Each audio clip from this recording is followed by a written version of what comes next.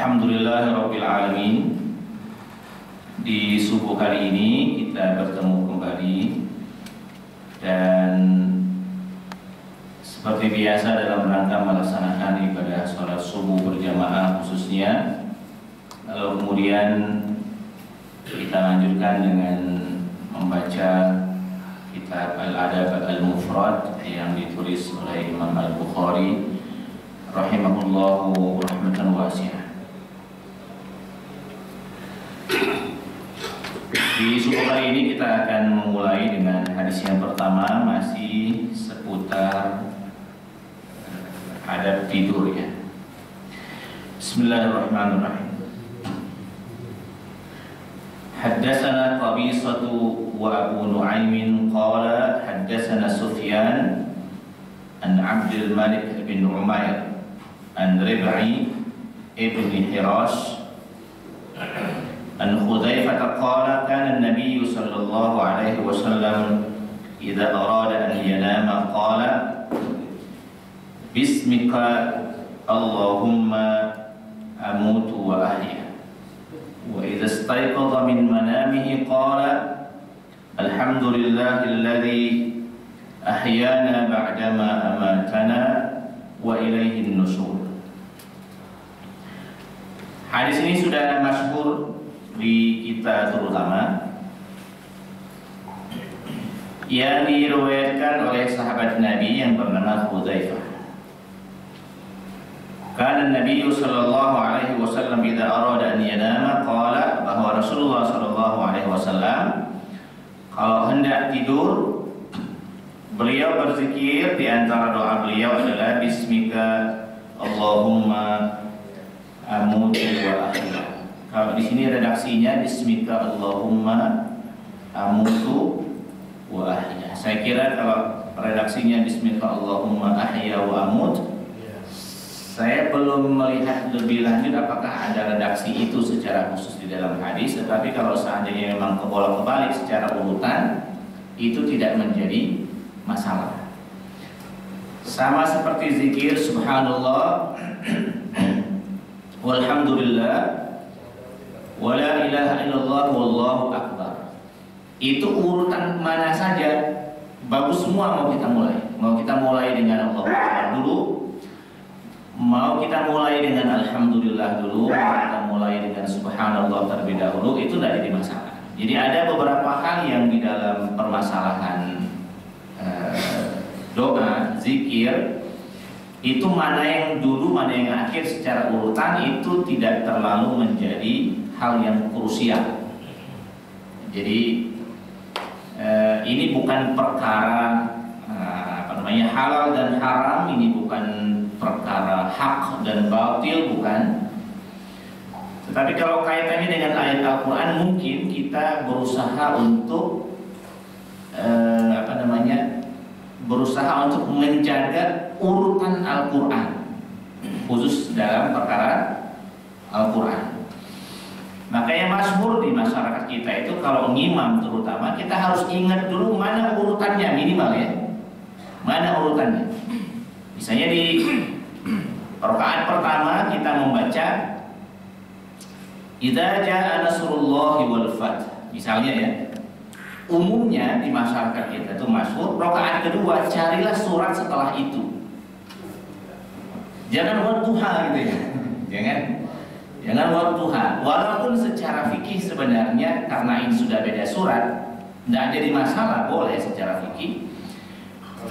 Tetapi demi kemaslahatan yang lebih bagus dan bahwa memang Al-Quran itu diturunkan dimulai dari surat Al-Fatihah, diakhiri dengan surat An-Nas, maka kita berusaha menjaga urutan ini. Jadi kalau seandainya mau baca yang keduanya wadduha, harusnya wadduhanya ditaruh yang pertama, baru kemudian idza jaa nasrullahi wal fath itu ditaruh ke kedua. Nah ini masyhur. Makanya ma'asyiral muslimin, di sebagian masjid-masjid terutamanya yang mengadakan tarawih 20 rakaat misalnya, mereka simple saja, mereka hanya bermodalkan dari Alhaakumut Takatsur sampai ke Al-Ikhlas. Tapi ingat urutannya, yang imam 20 di masjid-masjid NU, yang imam 20 dan 20-nya ringan, biasanya selalu dimulai dari Alhaakumut Takatsur, rakaat pertama, rakaat kedua Al-Ikhlas. Nanti naik rakaat berikutnya. Setelah Takatsur apa? Ayo. Wal asri ya. Wal asri baru kemudian Al-Ikhlas. Begitu seterusnya. Jadi Bapak semua, Bapak Ibu semua, Bapak-bapak terutama, modal jadi imam itu sebenarnya untuk di masyarakat biasa ya. Itu standar sebenarnya. Cukup bermodalkan dari Alhaakumut Takatsur sampai selesai. Saya di kelas, walaupun saya kadang-kadang bukan mengampuh mata kuliah Al-Quran, tapi saya mewajibkan kepada sebagian terutama mahasiswa untuk menghafal dari Alhaakumut Takatsur sampai Al-Ikhlas. Pokoknya bisa nggak bisa, saya paksa dalam satu semester harus hafal dari Alhaakumut Takatsur sampai Al-Ikhlas. Saya bersuaranya begini, kalau seandainya memang kalian diminta jadi imam dan bacaan Al-Fatihah kalian bagus, Alhaakumut Takatsur sampai Al-Ikhlas bagus, mau berapa rakaat makmum mau, kalian bisa jadi imam. Apalagi cuma tarawih 8 rakaat, itu gampang sekali kalau sudah punya modal Alhaakumut Takatsur sampai Al-Ikhlas. Tarawih 20 rakaat saja bisa. Dengan urutan-urutannya tentunya ya. Nanti kita simak dari Alhaakumut Takatsur, kita simak sampai Al-Ikhlas. Sederhana, ini juga mudah-mudahan ini jadi inspirasi kita bersama di subuh kali ini. Coba kita buka Al-Quran kembali dari Alhaakumut Takatsur sampai selesai. Di mana saja Bapak berada, di Jinggong agak bagus, imam Pak. Jangan nolak ya. Jangan nolak. Kalau saat kita memang pulang ke masyarakat kita. Kalau di sini jangan, kalau di sini ada Ustaz Ridho. Saya ulang lagi, itu terhadap Al-Quran. Jadi kita berusaha menjaga urutan struktur kalimat dan seterusnya. Tapi kalau dalam zikir kita boleh mulai dari mana saja. Nah, di sini di dalam hadis ini Bismika Allahumma amutu wa ahya. Kalau Bismika Allahumma ahya wa amut, saya kira tidak ada yang masalah dari sisi konten, juga tidak ada masalah dari sisi struktur kalimat. Bagus-bagus saja. Wa idza staiqaza min manamihi, dan Rasulullah SAW saat bangun dari tidurnya, qala, beliau mengucapkan, Alhamdulillahilladzi ahyana ba'dama amatana wa ilaihin nusyur. Segala puji bagi Allah yang telah membangunkan kita kembali setelah kita semua mati, dan kepadanya lah kita akan dikumpulkan. Wa ilaihin nusyur. Minimal ada nyebut nama Allahnya. Jadi saat kita bangun itu minimal ada nyebut nama Allahnya. Karena setan itu bukan biasanya di dalam riwayat yang lain ada salasu uqab. Saat manusia tidur, itu setan itu berusaha untuk mengikat 3 ikatan di tubuh manusia. Dan 3 ikatan itu kita nggak tahu di mana-mana. Jadi ibarat bungkus 3 kali ngibetnya itu. Kalau orang bangun, kemudian dia berzikir, salah satunya Alhamdulillahilladzi ahyana ba'dama amatana wa ilaihin nusyur, maka 1 ikatan terlepas. Kalau setelah itu dia bangun, kemudian dia bergerak, lalu kemudian dia menuju kamar mandi dan berwudu, maka lepaslah ikatan kedua. Terutama kalau subuh hari, ada anjuran di sebagian riwayat yang lain untuk istinsar ya, dan istinsar juga pastinya, memasukkan air ke hidung kemudian mengeluarkannya kembali. Jadi ada anjuran dari sebagian khusus riwayat yang menyebutkan itu. Walaupun anjuran istinsar dan istinsar ini ada di setiap wudhu sebenarnya, tetapi ada redaksi yang sangat khusus menganjurkan khususnya wudhu saat kita bangun dari tidur malam. Itu istinsyak dan istinsa. Saya tadi alhamdulillah istinsyak dan istinsa di wudhu pertama setelah bangun tidur. Nah itu ikatan yang keduanya sudah lepas. Lalu kemudian setelah itu, jika seandainya kita ajak untuk melaksanakan sholat misalnya 2 rakaat baik sunnah maupun wajib subuh, maka lepaslah ikatan berikutnya. Dan biasanya manusia setelah itu dia akan segar normalnya ya. Nah kalau dia tidak segar, ada kemungkinan memang tidur malamnya kurang, ngantuk ya, rajin begadang misalnya ya. Walaupun 3 hal tadi sudah dilakukan, biasanya masih ada rasa-rasa ngantuk. Tapi kalau dia tidurnya sudah normal, 5 jam, 6 jam tidur sudah normal. Normalnya kalau 3 hal ini sudah dilakukan, setelah itu semuanya akan segar. Nah kalau memang tidurnya kurang, berarti itu bukan masalah setan lagi, maksudnya kan? Itu bukan masalah setan lagi, itu masalah pribadi, tidurnya yang kurang. Ya itu tidurnya yang kurang. Entah memang dia misalnya ada kerjaan yang harus bikin dia lembur, kalau dia nonton bola gitu. Jadi semalam nonton bolanya kan nggak terlalu malam ya. Kita sudah tahu semua hasilnya kan. Menang kalah juga kalah. Jadi, tetapi yang jelas kita bersyukurlah semalam itu kita melihat ada greget yang lebih ya, ketimbang di leg pertama kemarin. Ada harapan. Sekali lagi, alhamdulillahilladzi ahyana ba'dama amatana wa ilaihin nusyur. Ini hadis yang pertama. Hadis yang kedua, ma'asyiral muslimin, ini masih tentang tradisi Rasul SAW sebelum beliau tidur. Haddatsana Abu Nu'aimin wa Yahya ibn Musa qala haddatsana Shababah ibn Sawwar qala haddatsani Al-Mughirah ibn Muslim an Abi Zubair an Jabir qala kana Rasulullah sallallahu alaihi wasallam la yanamu hatta yaqra alif lam mim tanzil dan seterusnya as-sajdah wa tabarakalladzi biyadihil mulk dan seterusnya surat al-mulk.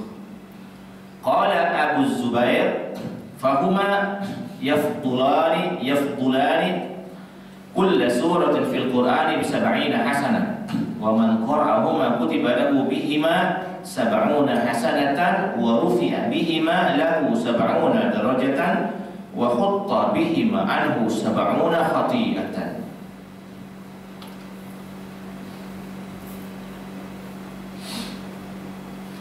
Dari sahabat Nabi yang bernama Jabir bahwa Rasulullah SAW dulunya la yanamu tidak tidur hatta yaqra hingga beliau membaca surat As-Sajdah lengkap ya dari alif lam mim sampai selesai. Dan beliau juga diriwayatkan oleh sahabat Nabi yang bernama Jabir ini juga tidak tidur malam kecuali sebelumnya membaca surat Al-Mulk. Tabarakalladzi biyadihil mulku wa huwa ala kulli syai'in qadir. Jadi banyaknya amalan Nabi sebelum tidur ini. Dan tidur lagi nih. Dan tidur lagi nih maksudnya ini. Jadi ya setidaknya walaupun kita tidak bisa meniru semuanya, tapi ada sebagian kecil yang kita tiru. Ada sebagian kecil yang kita tiru. Apalagi bagi kita yang tidak hafal 2 surat ini, itu kepingin sengaja buka Al-Quran lalu kemudian baca 2 surat ini, saya kira itu berat sekali. Tidak mudah. Baik yang ada pekerjaan atau yang pengangguran sama ini berat apa nih? Dengar nyoba ini lagi lama ini dengarnya. Tabarakalladzi biyadihil mulku wa huwa ala kulli syai'in qadir. Tetapi yang menjadi heran kita itu orang dulu kok mereka sanggup gitu. Ini bukan hanya Rasul yang biasa membaca surat As-Sajdah dan Al-Mulk. termasuk para sahabat Rasul Shallallahu Alaihi Wasallam juga terbiasa membaca dua surat ini, terutama surat Al-Mulk. Bahkan di dalam di dalam masyarakat para sahabat pada waktu itu, mereka menyebut surat Al-Mulk ini sebagai surat tameng, sebagai surat penjaga dari siksa kubur khususnya. Karena ada beberapa riwayat yang menyebutkan bahwa di antara keutamaan membaca surat Al-Mulk ini adalah terjaganya orang tersebut dari siksa kubur. Nah, ini terus terang beratnya. Nah, di antara fadilahnya adalah dua surat ini kalau dibaca sebelum tidur, maka dia akan mendapatkan, atau bagi mereka yang membacanya akan mendapatkan 70 kebaikan. Yang membacanya akan dituliskan untuk mereka 70 kebaikan dan diangkat, maksudnya dihapuskan 70 kesalahan, lalu kemudian diangkat derajat mereka 70 derajat. Nah, ini di antara keutamaannya. Nah, yang jelas kalau udah tekar ngamalkan ini tadi, ngamalkan ya yang pertama tadi, Bismika Allahumma amutu wa ahya. Itu tidak sampai 10 detik ya bacanya. Kalau yang ini tadi butuh pembiasaan.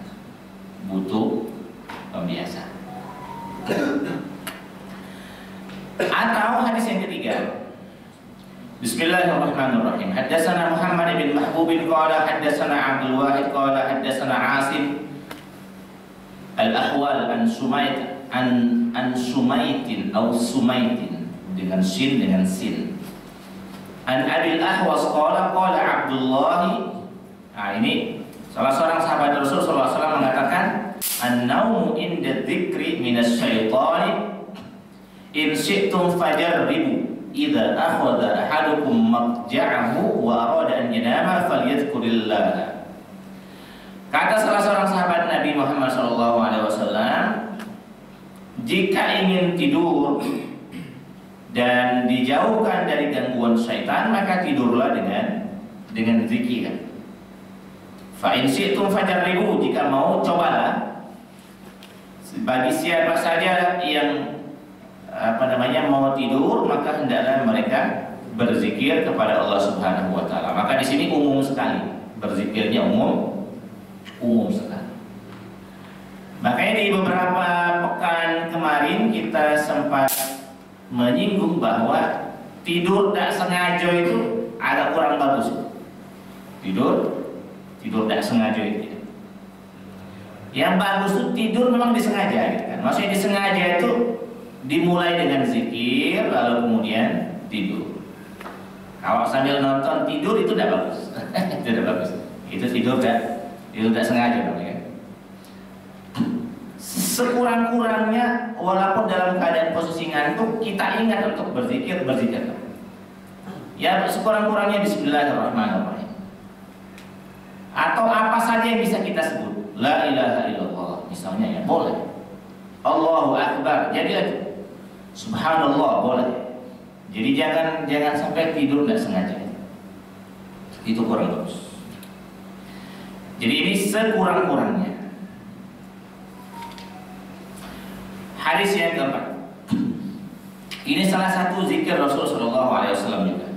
Haddatsana Qabisah bin Uqbah qala haddatsana Sufyan an Abi Ishaq an Al-Bara qala kana Nabi sallallahu alaihi wasallam idza arada an yanama wada'a yadahu tahta khaddihi al-ayman wa yaqulu Allahumma qini adabaka yawma tab'atsu ibaduk atau yawma tab'atsu ibadak.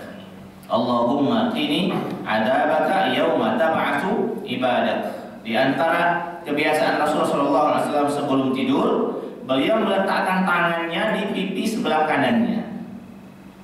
Meletakkan tangannya di pipi sebelah kanannya. Ini untuk memulai tidur saja ya, untuk memulai tidur. Setelah tidur kan kita tidak tahu lagi kemana kan. Nah, saat meletakkan tangan di bawah pipi sebelah kanan ini, Rasul SAW mengucapkan Allahumma qini adabaka yauma tab'atsu ibadaka. Ya Allah, jaga saya dari azabmu di hari di mana nanti engkau akan membangkitkan semua hamba-hambamu. Maksudnya di hari kiamat. Jadi sekelas Rasul Shallallahu Alaihi Wasallam saja, ta'alluq itu ikatan hati beliau dengan Allah Subhanahu Wa Taala itu sangat kuat. Ya. Padahal kita semua tahu bahwa Rasulullah Shallallahu Alaihi Wasallam itu di sisi Allah Subhanahu Wa Taala itu adalah orang yang paling spesial, orang yang paling spesial. Jadi ibaratnya begini, kita misalnya orang spesial di mata siapa saja. Orang mau mendapatkan bantuannya lewat ngantri misalnya. Sebenarnya kita sebagai seorang spesial bisa tidak ngantri, bisa tidak ngantri, tapi tetap saja ngantri. Gitu. Justru karena kita adalah orang yang spesial, kita tetap ngantri. Begitu juga Rasulullah SAW, walaupun beliau adalah orang yang sangat spesial, bukan berarti karena kespesialan itu lalu kemudian gugurlah kebaikan-kebaikan yang lain, tidak. Justru karena Rasulullah SAW adalah orang yang spesial, Rasulullah SAW memberikan contoh kepada kita perkara-perkara yang sesungguhnya agak sulit untuk kita contoh. Padahal kita semua bukan orang yang spesial. Allahumma qini adzabaka yauma tab'atsu ibadah. Di sebagian riwayat yang lain disebut ibadahnya Rasul Shallallahu Alaihi Wasallam itu sampai membuat fisik Rasul, terutama kaki beliau itu memar ya, kemerah-merahan. Jadi beliau tahajud, beliau sholat sunnah, saking sering berdirinya lama, sampai kaki beliau itu memar, merah-merah. Kemudian sebagai manusia biasa, sahabat Rasul yang lain nanya, wahai Rasulullah, engkau kan sudah dijamin oleh Allah Subhanahu Wa Taala, kenapa beribadahnya modelnya seperti ini, seperti orang yang tidak mendapatkan jaminan surga seperti itu? Nah, jawaban Rasul sederhana. Apakah saya tidak boleh menjadi hamba yang bersyukur? Ternyata alasannya adalah bersyukur. Ya justru karena saya ibaratnya menjadi orang yang spesial, nah saya berusaha mensyukuri itu dari sekarang. Mensyukuri itu dari sekarang. Pokoknya sulit untuk kita tiru, walaupun bisa untuk kita tiru sebagiannya. Rasulullah SAW ini adalah basyarun, beliau adalah manusia, tetapi laisa kal basyari, bukan seperti manusia biasa. Manusia dilahirkan oleh bapak, oleh ibu dari apa namanya, hubungan lawan jenis, lalu kemudian tapi hubungan lawan jenis dalam pernikahan yang sah. Lalu kemudian terlahir sebagai bayi, disusui seterusnya seperti manusia biasa, makan seterusnya, tetapi beliau bukan seperti manusia biasa. Dididik dengan didikan kenabian oleh Allah Subhanahu wa Ta'ala. Berikutnya hadis yang kelima. Bismillahirrahmanirrahim. Haddatsana Abu Nu'aim qala haddatsana Sufyan an Atha an abihi an Abdullah bin Amr an Nabi sallallahu alaihi wasallam qala. Dari Abdullah bin Amr, anaknya Umar bin Khattab, sahabat Nabi Muhammad sallallahu alaihi wasallam. An Nabi sallallahu alaihi wasallam, dari Nabi Muhammad sallallahu alaihi wasallam qala, bersabda, khallatani la yusihima rajulun muslimun illa dakhala jannah. Ada dua hal yang kalau seandainya seseorang mengerjakannya, maka dia akan masuk surga insyaallah. Huma yasirun, dia gampang. Yasir, dia gampang, dia mudah. Wa man ya'malu bihima qalil, tetapi yang mengerjakannya sedikit. Jadi dia gampang. Dua hal ini dia gampang, tetapi yang mengerjakannya sedikit. Qila wa ma huma ya Rasulullah? Apa itu yang dua itu ya Rasulullah? Yang pertama kata Rasulullah SAW adalah tradisi setelah sholat. Yukabbiru ahadukum fi duburi kulli salatin, bertakbir setiap selesai sholat 10 kali. Kemudian bertahmid 10 kali kemudian bertasbih 10 kali. Ini yang tadi saya sebutkan. Di dalam hadis ini disebutkan yang pertama adalah takbir dulu. Allahu Akbar, Allahu Akbar, Allahu Akbar 10 kali di dalam hadis ini ya. Di dalam hadis yang lain ada yang 33 kali. Kita ambil yang sedikit ini saja 10 kali. Kemudian Alhamdulillah, Alhamdulillah, Alhamdulillah 10 kali. Kemudian Subhanallah, Subhanallah, Subhanallah 10 kali. Fadzalika khamsuna wa mi'ah 'alal lisan. Ini berarti kalau kita sholatnya 5 waktu, kita sholatnya 5 waktu, kita zikirnya 3 tadi, 10, 10, 30 ya. 30 kali 5, 150. Dan itu kata Rasulullah SAW 150. Berarti 150 itu orang yang mengerjakan 5 waktu dan dia berzikirnya yang ini tadi. Fadzalika itu khamsuna 50 wa mi'atun dan 100. 150 ala lisan. Di lidah manusia itu hitungannya 150. Akan tetapi wa alfun wa khamsu mi'atin fil mizan, tetapi di timbangan Allah Subhanahu wa taala itu jumlahnya adalah 1500. Berarti dikali 10. Kalau orang sholatnya zuhur saja tidak dapat dia kan. Jadi harus sholat 5 waktu kan. Kemudian fara'aitu Nabiyya sallallahu alaihi wasallam ya'udduhunna biyadihi. Kata sahabat Rasul yang meriwayatkan hadis ini, saya melihat Rasulullah sallallahu alaihi wasallam menghitungnya itu dengan tangannya. Bisa jadi menghitung yang dimaksud di sini adalah menghitung zikirnya atau menghitung kali-kalian ini tadi. Oh itu kan 3, berarti kali sekian berarti 150, saya kan. Terus ini dikali, ini di dalam timbangan Allah 1500. Nah ngitungnya dengan jari. Bisa jadi ngitung pahala tadi dengan jari atau ngitung zikirnya. Nah kalau ngitung zikir dengan tasbih gimana? Banyak ulama yang membolehkan menghitung dengan tasbih. Banyak ya. Dan itu memang sebagai alat untuk mempermudah. Memang ada sebagian ulama yang tidak menyukai menghitung zikir dengan tasbih atau dengan biji sawo kalau di dusun itu. Biji sawo paling enggak, biji semangka terlalu kecil kan. Karena ada di sebagian masyarakat itu yang masih menghitung zikir itu pakai biji sawo itu. Ya, bagi para ulama yang mungkin tidak terlalu setuju dengan menghitung zikir pakai selain tangan, itu biarkanlah sebagai sebuah pendapat. Maksudnya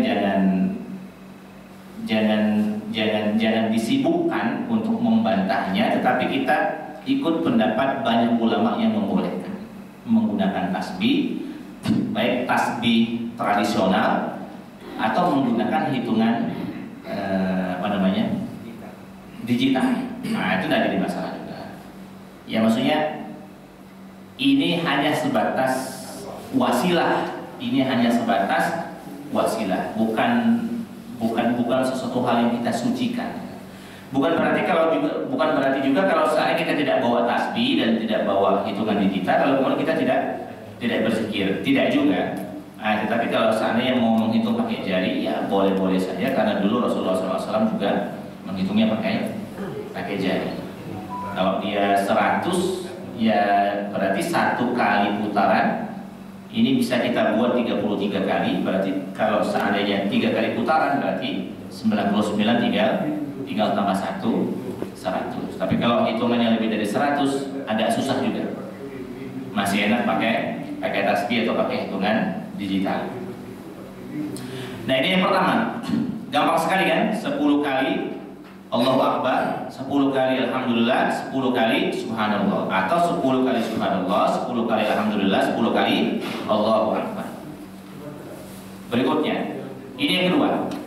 Wa idza awa ila firashihi, kemudian kalau hendak tidur, kalau tadi setelah sholat, kalau sekarang hendak tidur. Jika hendak tidur, sabbaha, mengucapkan subhanallah, mengucapkan alhamdulillah, dan mengucapkan Allahu Akbar, fatil kami'atun, sebanyak 100 kali. 100 kali itu berarti kan gabungan dari 3 ini ya. Berarti subhanallahnya bisa jadi 33 kali, alhamdulillahnya 33 kali, Allahu Akbarnya bisa jadi 34 kali, karena dalam sebagian riwayat yang lain disebutkan pernah Rasulullah SAW memberikan zikir ini kepada Fatimah dan Ali radhiyallahu anhuma. Ada riwayat yang menyebutkan Allahu Akbar 34 kali, berarti 100 itu. Tilka mi'ah, itu 100 alal lisan, 100 di lidah. Wa alfun fil mizan, dan 1000 di timbangan. Jadi ini kan wirid yang gampang sekali. Yang siapa yang mengerjakannya masuk surga. Gampang tetapi dikit yang mengamalkannya. Satu, setelah sholat 5 waktu. Yang kedua, sebelum tidur. Nah, sekarang Rasulullah SAW bertanya, fa'ayyukum ya'malu fil yawmi wal laylati alfaini wa khamsumi'atin sayyi'ah. Tadi kan 1500 ditambah 1000 berarti 2500 kebaikan. Sekarang Rasul nanya, siapa di antara kalian yang dalam sehari semalam melakukan kesalahan sebanyak 2500 kesalahan? Ya, rasa-rasanya walaupun kita dalam sehari semalam itu ada salahnya, kalau dihitung nggak sampai lah mungkin 2000 itu. Ya mungkin dalam satu hari ada 5 kesalahan kita. 5-5-nya ini saya nabrak lampu merah semua misalnya. Misalnya ya, anggap itu sebagai sebuah kesalahan. Memang harus kita akui itu sebagai sebuah kesalahan. Ada polisi tidak ada polisi, sebenarnya harus kita akui. Nabrak lampu merah adalah sebuah kesalahan. Kita akui saja, berarti 5. Berarti kan masih banyak lebihnya. Jadi kata Rasulullah SAW, siapa yang melakukan kesalahan di antara kalian selama sehari semalam itu sampai 2500 kesalahan? Oh, nggak ada, nggak ada. Nah, lalu kemudian kata Rasulullah SAW, atau lalu kemudian ditanya oleh sahabat Nabi yang lain, kaila ya Rasulullah, kaifa la yusihima? Wahai Rasulullah, ini kan mudah. Sekedar Subhanallah 10 kali, Allahu Akbar 10 kali, Alhamdulillah 10 kali, Allahu Akbar 10 kali setelah sholat. Ini kan gampang. Sekedar sebelum tidur Subhanallah 33 kali, Alhamdulillah 33 kali, Allahu Akbar 34 kali. Ini kan gampang. Siapa yang tidak mau mengerjakannya? Atau ini semua orang mampu ya Rasulullah untuk mengerjakannya. Kata Rasulullah SAW, beliau jawab begini, qala ya'ti ahadukumus syaitan fi sholati. Itu tidak segampang yang engkau kira. Setan itu akan mendatangi kalian pada saat kalian sholat. Fayudzakiruhu hajata kada wa kada fala yadhkuruhu. Nanti saat kalian sholat, mulailah ada keinginan-keinginan. Jadi setelah ini pengen matikan lampu di luar, misalnya. Pas sholat, aku bangun tadi cahaya lah penuh kan. Sehingga setelah salam kanan, setelah salam kiri, tidak kodak lagi untuk berzikir 10 kali tadi. Langsung matikan lampu, langsung muter kerangan. Karena dari sholat sudah terbayang itu. Cahaya tadi ada WA yang belum dibuka kan. Salam kanan, salam kiri, lupa untuk 10 kali Allahu Akbar, 10 kali Subhanallah tadi, buka WA dan seterusnya. Atau saat sholat tadi, sandalku tadi basah cahaya kan. Setelah salam kanan, salam kiri langsung keluar jadi sandal kita kan. Jadi tidak segampang yang kita kira, walaupun bagi Rasulullah SAW di awal menunjukkan ini sebenarnya gampang. Cuma tadi godaan di tengah jalan itu membuat perkara yang gampang ini akhirnya menjadi sulit. Terus terang ini benar, ini benar. Coba siapa yang setiap sholat 5 waktu tidak pernah tinggal ini Subhanallah, Alhamdulillah, Allahu Akbar. Ada banyak yang tinggal. Ada banyak. Belajar kamu. Kamu ngetuk pintu. Kamu ngetuk pintu. Pokoknya ada banyak yang tinggal. Padahal gampang. Taruhlah tidak usah pakai 33 kali, pakai yang 10 kali ini saja. Jadi sekurang-kurangnya kalau memang tidak kodak 33 kali, yang 10 kali ini deh. Subhanallah 10 kali, Alhamdulillah 10 kali, Allahu Akbar 10 kali. Banyaklah tidak kodaknya pula kadang-kadang kita kan. Banyaklah tidak kodaknya. Saya kadang-kadang mau mikir gini, Rasulullah SAW itu itu sangat produktif, sangat produktif. Dengan kesibukan beliau yang di siang hari sedemikian rupa, apalagi zaman itu kan zaman politiknya itu bukan politik pencoblosan, bukan politik pemilu, tapi politiknya pada waktu itu adalah politik peperangan. Kemudian dengan standar ekonomi yang tidak segampang sekarang, kemudian alam yang juga tidak sedamai dan tidak senyaman di kita terutamanya. Tetapi Rasulullah SAW itu memberikan contoh kepada kita bahwa beliau itu mampu untuk mengerjakan hal-hal yang banyak yang rumit. Padahal kita punya waktu sama-sama 24 jam. Tapi ada yang kodak, ada yang tidak kodak. Itu kayak bedanya kan? Ada yang kodak, ada yang tidak kodak. Nah yang tidak kodak ini kadang-kadang banyak alasan.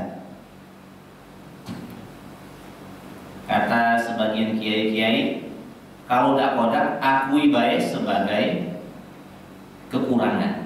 Jangan dicari alasan. Apalagi kalau alasannya itu adalah alasan keluarga, alasan anak, alasan istri misalnya ya. Karena nanti khawatir kalau setiap kali kita menjawab anak rewel misalnya, nah nanti jadi rewel betulan. Setiap kali ada kebaikan mengalaskan, ayo rumah ya, minta antar terus ya, minta antar terus. Jadi akui saja sebagai sebuah kekurangan.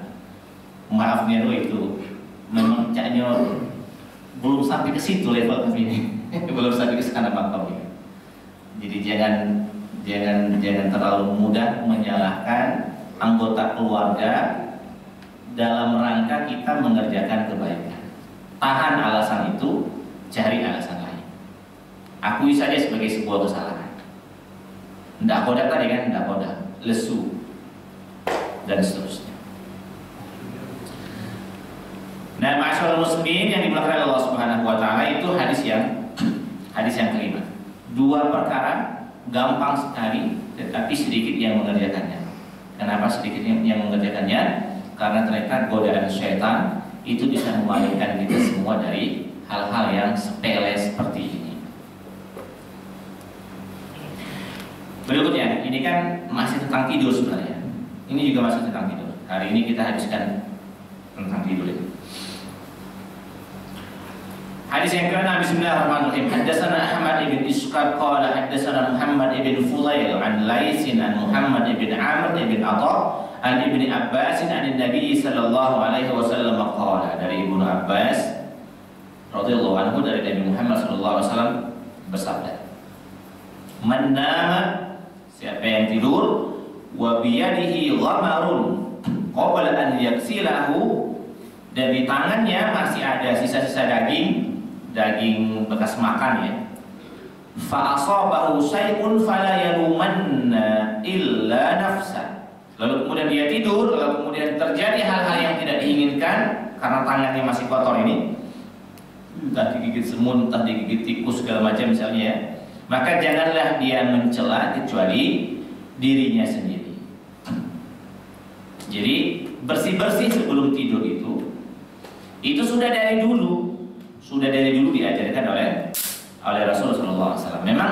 Memang persisnya model bersih-bersihnya apa saja yang harus dibersihkan memang tidak terlalu rigid, tidak terlalu rinci, tetapi umumnya adalah anggota badan yang krusial. Misalnya habis makan, dulu kan airnya sedikit, kalau saya makan malam, setelah untuk mencuci tangan karena mencari airnya sedikit itu kadang-kadang lupa. Apalagi model makan sebagian orang dulu, misalnya modelnya makan kering, bukan model makan basah. Kalau model makan basah, makan pindah, makan apa kan pasti basah tangan. Model kering.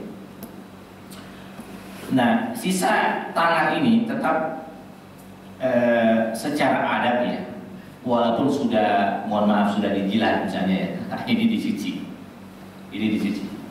Jangan cukup dilapor apa ya, jangan. Karena ini masih ada, Ya, tambahannya adalah apa yang diisyaratkan oleh ahli kesehatan sekarang, misalnya gosok gigi dan seterusnya, itu bagus sekali.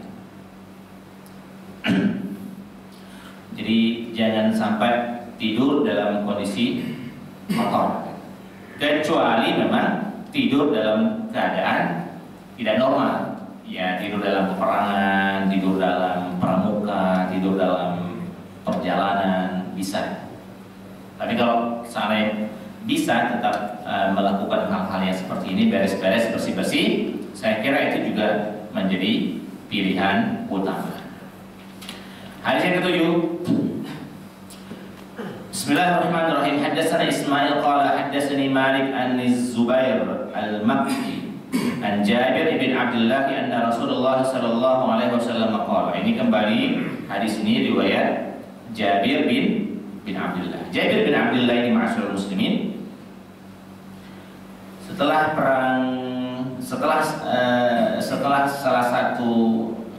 kembali dari salah satu peperangan, sudah agak santai. Ini Jabir bin Abdullah ini pulang berbarengan dengan Rasulullah SAW. Oleh Rasulullah SAW ditanya, wahai Jabir, sudah menikah apa belum? Ini obrolan santai laki-laki. Wahai Jabir, sudah menikah apa belum? Kata Jabir, sudah ya Rasulullah. Kemudian ditanya, gadis atau janda? Kata Jabir, janda ya Rasulullah. Kemudian ditanya oleh Rasulullah, wahai Jabir, kenapa tidak menikahi gadis saja? Halla bikran, kenapa tidak menikahi gadis saja? Lalu kemudian kata Jabir bin Abdullah, ya Rasulullah, saat perang Badar, ya kalau nggak salah, saat perang Badar orang tua saya itu meninggal. Lalu kemudian saya ini banyak saudara, banyak dulur. Saya khawatir dulur-dulur saya yang banyak ini, kalau saya menikahi gadis, dia agak berat untuk ikut mengurus saudara-saudara saya yang masih kecil-kecil itu ya. Sehingga kata Jabir bin Abdullah, saya pilihnya janda. Nah, ini alasan Jabir menikah. Kemudian setelah itu Rasul pengen ngasih dia duit, tapi tahu bahwa tipikal Jabir ini bukan tipikal orang yang gampang untuk dikasih duit, langsung dikasih duit begitu. Rasul melihat ada kuda, wahai Jabir, itu kuda punya siapa? Punya saya. Mau nggak saya beli? Kata Rasul. Oh nggak usah, kata Jabir, ini saya kasihkan saja kepadamu ya Rasulullah. Kata Rasul, enggak, saya mau beli. Nah, akhirnya terjadi transaksi jual beli. Ini salah satu yang saya ingat dari sahabat Nabi yang bernama Jabir bin Abdullah. Dari dari cerita Jabir bin Abdullah inilah akhirnya kita menemukan bahwa menikahi gadis atau janda itu dua hal yang sama bagusnya, tergantung dengan kondisi masing-masing.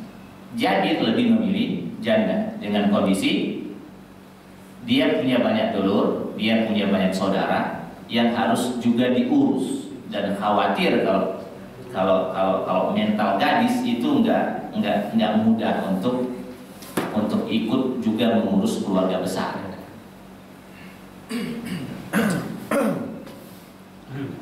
Kita lanjut dulu.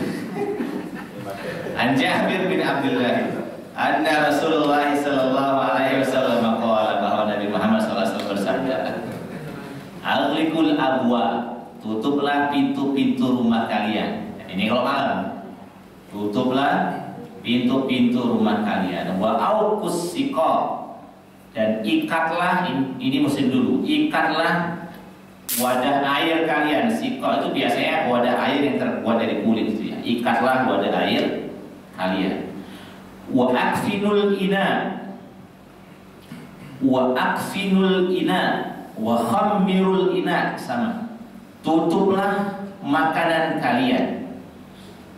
Wa atfi'ul misbah, dan matikanlah lampu-lampu kalian.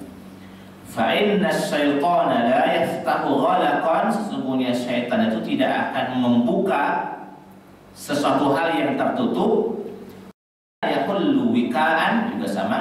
Wala yakshifu inaan, dan juga tidak akan membuka makanan yang sudah ditutup. Wa innal fuwaisiqah, Nah, ini fuwaisiko ini saya mengiranya fasik ya, tetapi fuwaisiko ini lebih diartikan dengan hewan. Karena sesungguhnya hewan semacam tikus. Sesungguhnya hewan atau tikus tutrimu 'alan nasi baitahum, itu sangat gampang untuk menjalurkan api ya dengan cepat hingga akhirnya membakar rumah kalian. Al-Qulul bab, tutup pintu sebelum tidur, masyhur ya, nggak usah dijelasin lagi lah. Walaupun ada terali segala macam, memang sebisa mungkin ditutup. Karena rumah itu aurat ya. Rumah itu aurat. Ya minimal walaupun ada terali, horden. Karena kalau seandainya kita di rumah, tetapi orang di luar bisa melihat aktivitas kita di rumah, ya sama saja dengan membuka aurat, membuka privasi. Jadi saya ulang lagi, rumah itu adalah aurat besar. Di dalamnya kita bebas untuk melakukan apa saja yang tidak bebas kalau kita lakukan di luar. Ini wa'akus siko, tutup wadah minum, tutup minuman. Jadi minuman-minuman yang masih terbuka itu tutup. Ini juga gampang dilakukan. Wa'atfinul ina wa khammirul ina, tutup juga makanan. Tutup juga makanan, terutama makanan-makanan yang siap saji. Kalau makanan yang harus dimasak terlebih dahulu, beras, jagung, ya nggak jadi masalah sih, nggak ditutup ya, karena kan pada akhirnya kan tetap akan dibersihkan dulu ya. Walaupun memang sebenarnya tetap bagus ditutup ya. Wa'atfi'ul misbah, matikan lampu. Nah, lampu di sini kalau dulu ya alasannya adalah karena kalau lampunya tidak dimatikan, dia akan mudah terbakar karena model lampunya model lampu sumbu, model lampu sumbu, pelita ya. Yang kalau seandainya nyampak dikit dengan model rumah seperti dulu itu gampang terbakar. Ditombor tikus, jatuh lampunya maka dia akan terbakar. Jadi ada anjuran untuk mematikan lampu, alasan utamanya itu dulunya. Alasan utamanya dulunya itu ya, khawatir rumahnya terbakar. Nah, tetapi kita akan melakukan pembacaan sekarang ini, kita akan menemukan ternyata ada banyak hikmah-hikmah lain yang bisa kita dapatkan dari mematikan lampu. Misalnya ya, dalam pandangan medis memang tidur lebih gelap itu lebih utama ketimbang tidur dengan cahaya lampu. Walaupun lampu ini aman, kita hidupkan sampai pagi aman, tidak jadi masalah, tetap saja lebih bagusnya dimatikan atas alasan medis, atas alasan kesehatan, bukan atas alasan kebakaran seperti yang dulu alasannya adalah kebakaran ya. Wa innal fuwaisiko tudrimu 'alan nasi baitahum, karena tikus itu kalau sudah nabrak lampu pelita tadi itu dia akan bawa kemana-mana. Nah, maka akan gampang terbakar. Apalagi kalau model rumah dulu ya, yang hanya dindingnya dinding kayu atau dindingnya atapnya atap rumbia seperti itu gampang sekali terbakar. Nah, ini penutup jam 6 ya. Ini penutup hadis. Ada 7 hadis yang kita baca di subuh kali ini. Menutup pintu sebelum tidur, kemudian makanan minuman usahakan ditutup. Ini juga demi kesehatan. Wa'atful misbah, demi kesehatan juga demi keamanan rumah. Sebenarnya memang kalau seandainya kita lagi jalan, misalnya ya, colokan-colokan TV itu banyaknya menganjurkan untuk dicabut. Jangan, walaupun TV-nya mati tapi colokannya masih nyambung, itu tidak aman. Jadi dalam konteks kekinian, ini hal kecil. Saya kadang-kadang rewel itu begini. Kalau saya mau jalan, saya lihatin kamar-kamar, kipas angin masih colok walaupun sudah mati, saya yang cabut. Saya tanya, kadang-kadang saya kalau lagi kesel ngomong sama orang di rumah, coba lihat siapa yang paling sering nyabut colokan kipas angin. Itu saya bilang gitu kan. Itu saya. Maksudnya coba tolong perhatikanlah, kalau saya mau jalan cabut dulu lah, colokan TV cabut, colokan kipas angin cabut, colokan HP cabut. Jadi colokan charger HP itu walaupun sudah off, tapi kalau dia masih nyambung dengan listrik, itu masih bahaya. ini pesan orang-orang sekarang, pesan orang-orang yang paham aliran api, aliran listrik itu banyak. Bahkan sebagian orang-orang dulu kadang-kadang dari meteran itu dimatikan ya, dari meteran. Nah, cuma sekarang ini kan karena biasanya orang kalau jalan masih ada kulkas, masih ada yang lain yang harus hidup, akhirnya meteran tetap hidup gitu. Begitu seterusnya. Kita cukupkan dulu sampai di sini ma'asyiral muslimin yang dimuliakan Allah Subhanahu wa taala, terutama dalam bab sebelum tidur. Jadi ada kehati-hatian dari sisi duniawinya, juga ada perhatian dari sisi zikirnya. Jika ada hal yang ingin ditambahkan atau ada hal yang ingin ditanyakan, yang dipersilakan sebelum kita istirahat. Ya, saya Terima kasih. Assalamualaikum warahmatullahi wabarakatuh. Ini Ustaz, saya mau tanya sedikit tentang kebiasaan Rasulullah sebelum tidur. Ya. Kalau kita dengar tadi ucapan Ustaz itu panjang nih kan? Bagaimana? Nah, sudah lagi kita tidur ataupun kayaknya belum selesai lalu tidur duluan. Pertanyaan saya ini Ustaz, kapan kita mulainya itu Ustaz? Apakah kita ketika kita menaiki tempat tidur, atau boleh kita cicil waktu selesai salat isya nih misalnya nih, saya sambil pulang ke rumah saya baca Al-Mul dulu. Apakah begitu boleh? Atau begitu kita naik ranjang baru kita baca? Ini tuh Ustaz. Jadi nanti tinggal pas waktu kita tidur itu tinggal zikirnya baik. Takutnya baru Al-Mul itu kan panjang. Baru surat ayat ke-15 kita tidur. Belum sempat zikirnya lagi kan. Ini tuh Ustaz. Benar. Baik, bagus pertanyaannya. Kapan memulainya zikir sebelum tidur?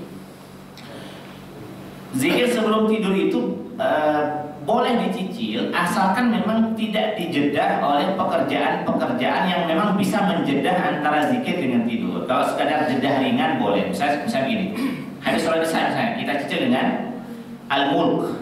Tapi setelah itu misalnya setelah kita baca Al-Mulk misalnya kita nonton Anduren misalnya kan, itu kan jedah yang besar ya. Nah, saya kira itu tidak termasuk ke dalam zikir sebelum tidur karena itu masih dijedah dengan aktivitas besar. Sekiranya setelah isya memang kita tidak ada kerjaan-kerjaan besar yang lain, setelah isya kita cicil dulu dengan Al-Mulk. Setelah itu nggak ada kerjaan lain, kita pulang ke rumah misalnya kan, kita duduk di sofa, kita lihat yang lain misalnya kan. Kemudian saat kita cicil yang lain, nah itu bisa masuk dalam kategori. Jadi asalkan jangan dijedah dengan aktivitas besar. Bisa seperti itu. Nah, makanya memang tadi yang tadi saya sebutkan, ya memang Rasulullah SAW itu memang beda seperti bukan seperti kita. Apalagi kan beliau ya hafal Al-Quran ya, dan hafal Al-Qurannya beliau ngelotok maksudnya gitu ya, sama seperti hafalnya Al-Fatihah seperti itu ya. Ya walaupun sebagai manusia biasa, tapi beliau sekali lagi punya pribadi yang luar biasa. Tapi daripada tidak ya karena ini bab doa dan zikir ini fleksibel ya, lentur.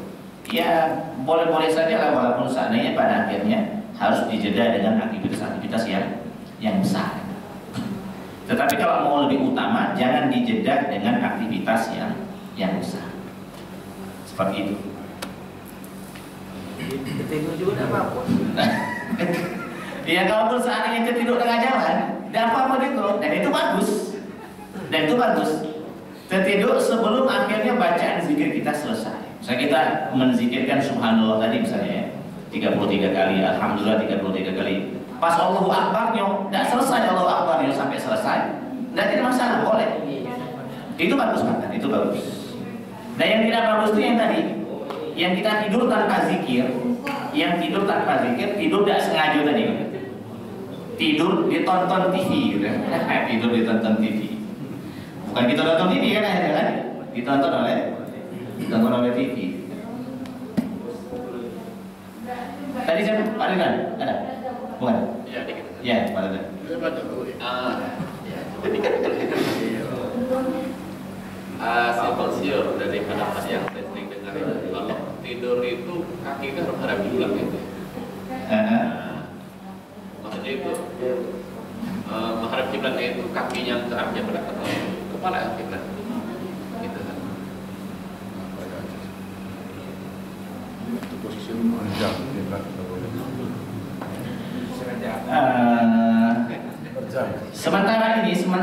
Sementara ini di antara adab tidur itu yang pertama adalah misalnya posisi badan kemarin di beberapa kemarin ya, kalau tidak menghadap kalau tidak berbaring ke sebelah kanan terlentang mulai. Kalau tidak berbaring sebelah kanan terlentang. Dua posisi yang jangan, ke kiri atau tengkurap. Itu dua posisi yang jangan. Nah, di hari ini kan kita dapat lagi kan berbaringnya masih ke sebelah kanan untuk memulai tidur berbaringnya sebelah kanan. Setelah tidur itu terserah karena sudah bukan di bawah alam sadar kita lagi. Nah, kalau menghadap kiblat saya tidak terlalu belum menemukan patennya untuk menghadap kiblat itu. Kalaupun seandainya ada arahan untuk menghadap kiblat, saya kira bukan di kaki. Bisa di kepala atau di wajah, di badan. Sama seperti orang akhirnya menguburkan jenazah, itu arah kiblatnya adalah arah wajahnya, menghadapannya. Jadi orang menguburkan jenazah itu ya berbaringnya menghadap kiblat ke sana kan. Bukan kakinya yang ke sana, tapi wajahnya kita baringkan ke sana. Jadi saya lebih sepakatnya kalaupun seandainya ada anjuran untuk juga menghadap ke kiblat, itu wajah kita. Dan memang itu tidak bisa dilakukan kecuali dengan disengaja ya. Maksudnya struktur rumah, struktur kasur memang harus diperhatikan kalau mau mengamalkan ya yang itu. Tapi kalau enggak, boleh hanya cukup dengan berbaring sebelah kanan untuk memulai tidur atau terlentang dengan kaki yang diangkat seperti yang kemarin kita sebutkan. Kaki yang diangkat bukan kaki yang dilebarkan begini, kaki yang ditutup seperti ini. Kanan di atas kaki kiri. Jangan tidur tengkurap tadi. Kira-kira itu Pak Adilman sementara ini. Ada lagi Pak Tommy? Yang tadi yang katanya sebelum itu tadi yang jauh saja yang kita berpakai Allahu Akbar. Ya. Subhanallah 33 kali, Alhamdulillah 33 kali, Allah Akbarnya 34 kali. Urutannya khusus. Boleh berbaring. Ini yang sebelum tidur. Nah, urutannya boleh. Urutannya boleh kali. Yang mana saja yang mau kita mulai duluan, mau Alhamdulillah dulu, mau Allah Akbar dulu, mau Subhanallah dulu boleh. Cuma urutan standarnya adalah Subhanallah, Alhamdulillah, Allahu Akbar. Itu urutan standar. Tapi yang mana saja yang kita mulai khusus untuk zikir ini